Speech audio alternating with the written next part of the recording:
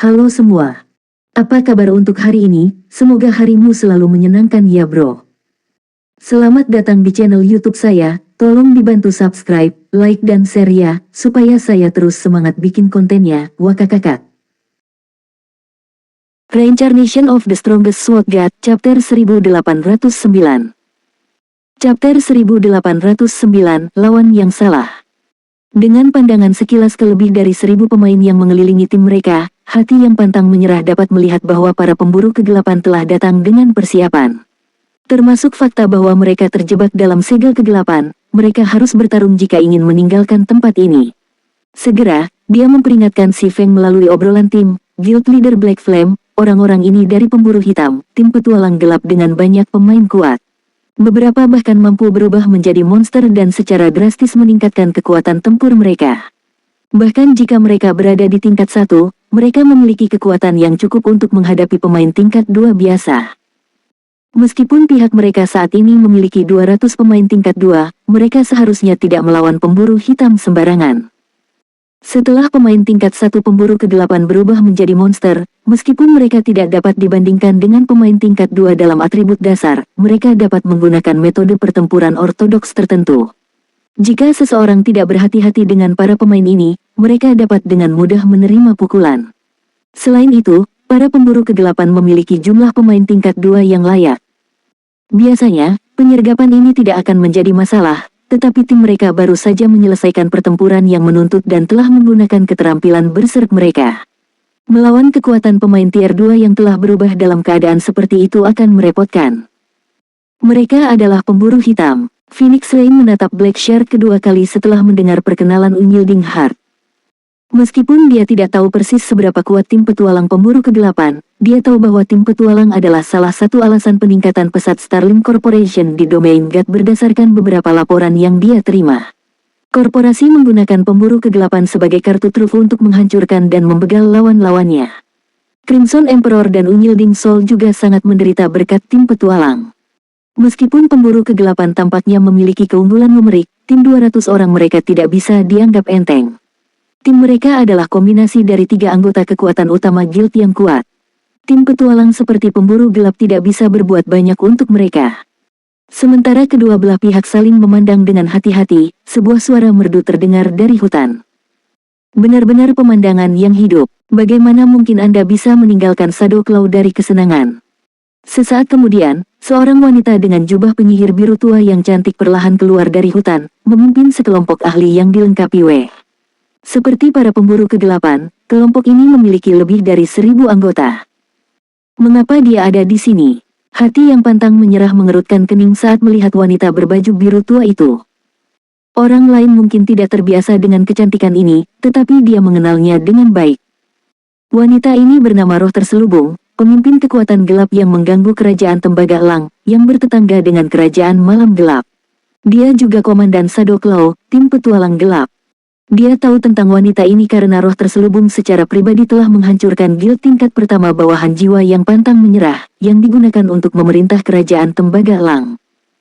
Sebagai salah satu guild bawahan jiwa yang pantang menyerah, jiwa yang pantang menyerah telah mengirim banyak ahli untuk membantu persekutuan tingkat pertama.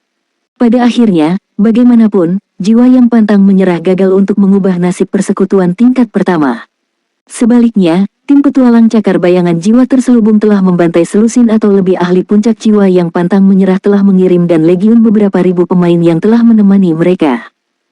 Spirit, waktu Anda benar-benar sempurna, kata Black Shark sambil menatap wanita yang mendekat. 3 kekuatan utama persekutuan telah berkumpul di sini. Bagaimana mungkin Shadow Claw melewatkan kesempatan langka seperti itu? Kata Roh Terselubung, terkekeh. Baik. Aku akan menyerahkan anggota Pavilion Naga Phoenix kepadamu. Aku akan mengambil anggota Zero Wing dan Unyilding Soul, kata Black Shark. Apakah itu baik-baik saja? Itulah kekuatan utama dari 2 persekutuan besar yang sedang kita bicarakan, tanya Violet Spirit, memancarkan tatapan bingung pada hiu hitam. Meskipun 2 tim petualang mereka jauh melebihi jumlah lawan mereka memiliki beberapa pemain yang memakai lambang kelas tingkat 2. Tim musuh seharusnya memiliki beberapa pemain tingkat 2 yang tidak memakai lencana mereka juga. Tim seperti itu seharusnya tidak mudah dikalahkan. Bersantai, tak satu pun dari mereka harus berpikir untuk melarikan diri. Black Shark berkata dengan percaya diri saat dia menjilat bibirnya. Selama penyelidikan sebelumnya, dia telah mengetahui bahwa ketiga persekutuan telah berkumpul untuk menyerang Dongeon, jadi dia telah bersiap. Faktanya, rencana aslinya tidak pernah memperhitungkan partisipasi Shadow Claw. Dia benar-benar berniat melahap ketiga persekutuan.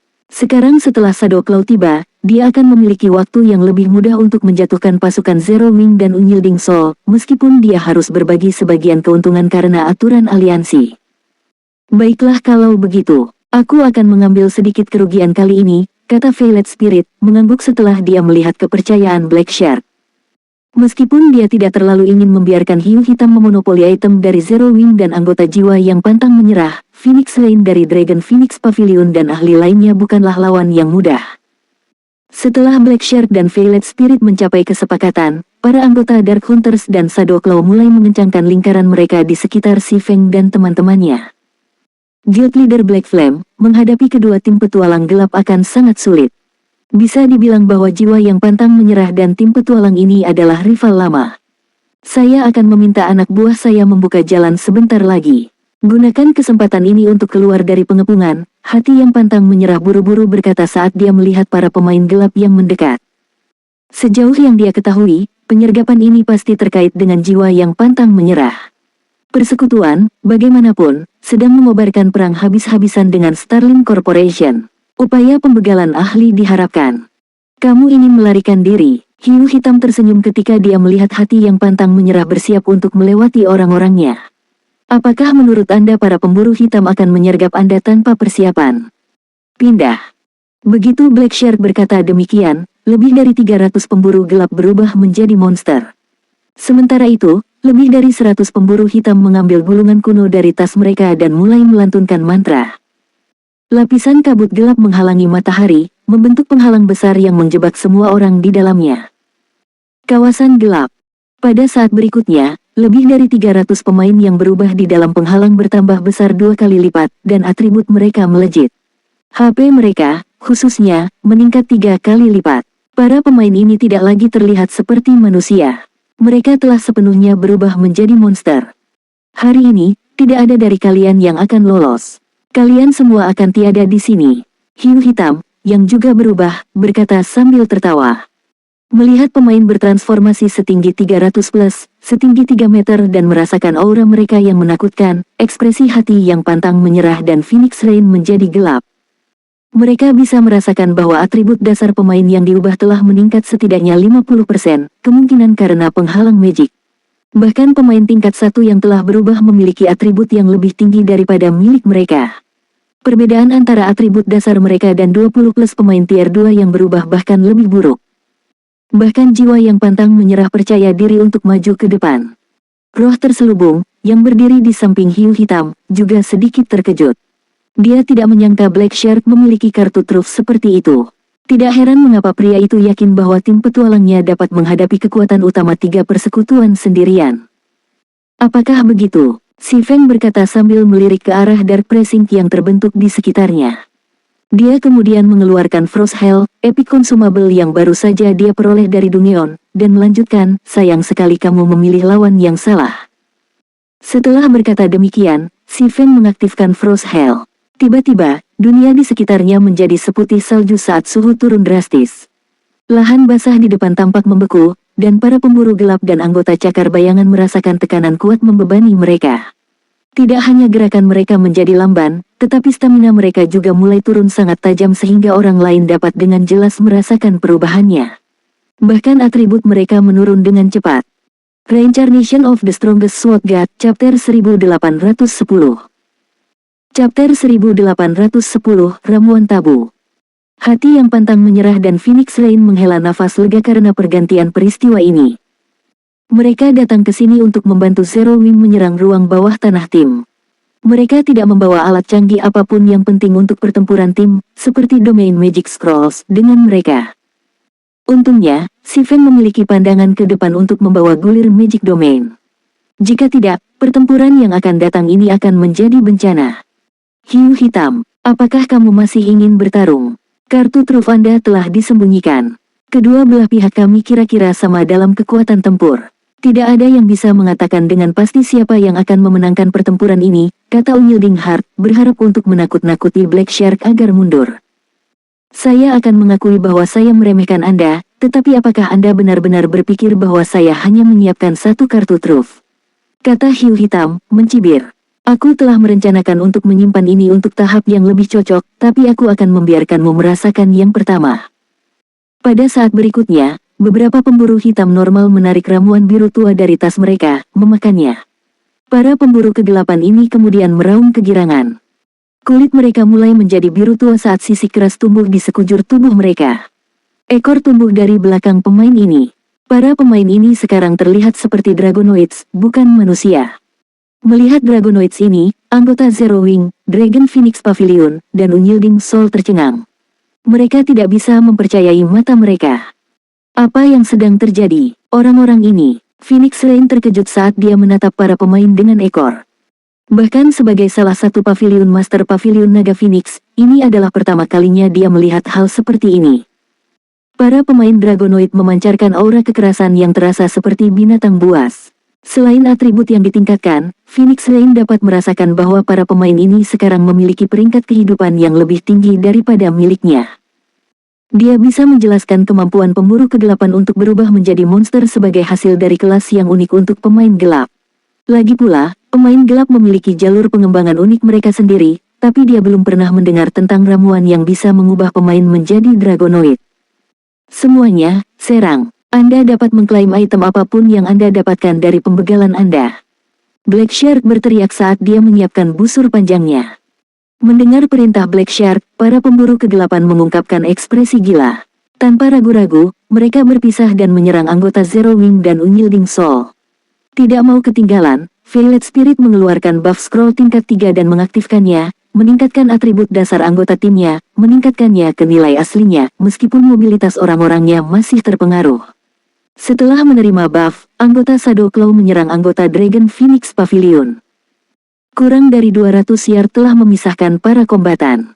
Mengabaikan pengaruh Frost Hell, semua pemain jarak jauh mulai bertukar pukulan. Untuk sementara waktu, mantra dan panah memenuhi ruang di antara kedua sisi, menyebabkan serangkaian ledakan. Meskipun serangan tiga persekutuan mengandung lebih banyak kekuatan mentah, mereka masih kalah jumlah. Serangan jarak jauh pemain biasa relatif mudah dihindari, tetapi tidak ada dari pemain ini yang biasa. Bahkan menghindari serangan jarak jauh mereka cukup sulit. Selain itu, pertahanan pemburu kegelapan telah meningkat secara signifikan setelah berubah menjadi Dragonoids. Bahkan ketika mereka menerima mantra tingkat 2, mereka hanya menerima sekitar minus 8.000 damage. Sebaliknya, mantra Nagaoid tingkat 1 memberikan hampir minus 6.000 damage pada 3 anggota persekutuan. Damage mereka hanya sedikit lebih rendah dari pemain tingkat 2. Sementara itu, karena perbedaan jumlah, pemain guild kehilangan lebih banyak HP selama pertukaran. Ramuan dasar Dragonoid. Si Feng tercengang setelah melihat kekuatan tempur Dragonoids. Mengapa pemburu hitam memiliki ramuan tabu semacam ini? Mungkinkah mereka sudah memiliki seseorang yang mampu membuatnya? Pada awalnya, dia tidak yakin bahwa ramuan yang digunakan pemburu kegelapan adalah ramuan dasar Dragonoid, tetapi setelah melihat kekuatan pertahanan dan serangan mereka, dia yakin bahwa mereka telah menggunakan ramuan yang tepat itu. Ramuan dasar Dragonoid mampu mengubah manusia menjadi Dragonoid, dan semakin murni ramuannya, semakin dekat seseorang menjadi Dragonoid sejati setelah mengonsumsinya. Itu adalah ramuan yang sangat langka. Ramuan Dragonoid dasar tidak memberikan banyak dalam hal atribut dasar. Mereka umumnya hanya memberikan peningkatan 10% hingga 15%. Namun, ramuan tersebut memberikan dorongan yang signifikan pada kecepatan reaksi, penglihatan kinetik, pertahanan, dan kekuatan serangan. Sedangkan untuk ramuan Dragonoid tingkat menengah, ramuan tersebut tidak hanya akan meningkatkan ukuran penggunanya, tetapi juga memberikan peningkatan yang cukup besar dalam hal atribut dasar. Ramuan Dragonoid tingkat menengah umumnya memberikan peningkatan 25% hingga 30%. Namun, pada akhirnya, manusia tetaplah manusia. Tubuh manusia tidak bisa menahan kekuatan kekerasan Dragonoid. Setiap manusia yang mengonsumsi ramuan Dragonoid, apakah mereka NPC atau pemain, dijamin tiada setelah setengah jam. Oleh karena itu, ramuan Dragonoid dianggap ramuan tabu. Namun, karena pemain abadi, mereka hanya akan kehilangan setengah level EXP setelah mereka tiada karena meminum ramuan dasar naga, bukan seluruh level. Karenanya, banyak pemain gila menyukai ramuan itu. Si Feng tidak pernah bermimpi bahwa para pemburu kegelapan akan memiliki begitu banyak ramuan Dragonoid dasar. Selain itu, dia tidak mengharapkan mereka untuk menggunakannya tanpa ragu-ragu. Dengan peningkatan pertahanan dan kekuatan serangan yang disediakan, 3 hingga 5 Dragonoids tingkat 1 bekerja bersama akan lebih dari cukup untuk mengalahkan seorang ahli tingkat 2 itu juga sangat sulit untuk membegal pemain Dragonoid dengan cepat. Lebih buruk lagi, ada lebih dari 300 pemain monster yang mampu melakukan metode serangan yang tidak ortodoks. Setelah bentrokan singkat antara pemain jarak jauh musuh, anggota Zero Wing dan Unyilding Soul merasakan kerugian mereka, dan beberapa anggota mereka telah tiada. Sebaliknya, para pemburu kegelapan hanya kehilangan sekitar selusin anggota. Selain itu, setiap anggota ini hanya pemain tingkat 1. 2 lusin atau lebih pemain tier 2 tim petualang masih hidup dan menendang. Baik, prioritaskan penyembuh dan kelas magic. Jangan biarkan mereka menerobos pengepungan. Black Shark menginstruksikan ketika dia melihat anggota jarak dekat mendekati barisan musuh. Setelah mengatakan itu, Black Shark mengetuk busurnya dan melepaskan 9 anak panah secara bersamaan. Ke-9 anak panah menargetkan salah satu prajurit perisai Zero Wing, dan masing-masing memiliki kekuatan serangan tingkat 2 puncak. Selain itu, hiu hitam secara akurat membidik titik buta prajurit perisai. Bahkan jika prajurit perisai mencoba memblokir anak panah dengan perisainya, dia akan lumpuh secara finansial. Beberapa pemain Dragonoid sebelum dia kemudian akan memanfaatkan celah tersebut, dan prajurit perisai akan jatuh. Tepat sebelum anak panah menyerang, cahaya putih melintas di hadapannya. Seperti penghalang cahaya, kilat mengenai 9 anak panah, dan beberapa pemain Dragonoid tingkat 1 kehilangan semua HP mereka secara instan. Bagaimana ini mungkin? Ekspresi Black Shark menjadi gelap ketika dia melihat anggota tier 1-nya tiada. Dia tahu seberapa banyak HP dan pertahanan yang dimiliki Dragonoid tingkat 1. Bahkan dia tidak bisa membegal pemain Dragonoid tingkat 1 dengan satu pukulan, namun beberapa dari mereka telah tiada dalam sekejap. Sebelum Black Shark bisa bereaksi, kilatan keemasan lain membutakannya. Pada saat berikutnya, sosok lincah yang memegang 2 pedang besar muncul di hadapannya. Salah satu dari pedang besar itu berwarna biru tua dan memancarkan hawa dingin yang membekukan, sementara pedang besar lainnya berwarna emas bersinar dan memiliki penampilan yang keren. Berputar di belakang sosok ini adalah 16 pedang cahaya.